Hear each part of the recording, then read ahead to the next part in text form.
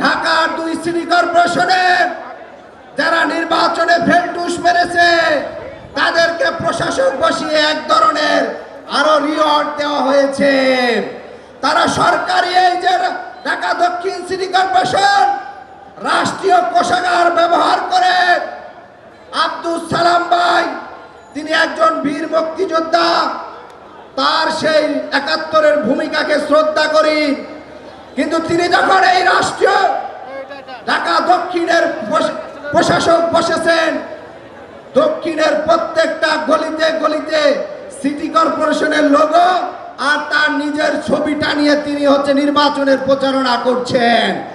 সরকারি পদে থেকে রাষ্ট্রীয় কোষাগারের টাকা ব্যবহার করে আগামী নির্বাচনে প্রভাব বিস্তার করার জন্য এই ধরনের ন্যাক্কারজনক পদক্ষেপের আমরা তীব্র নিন্দা জানাই।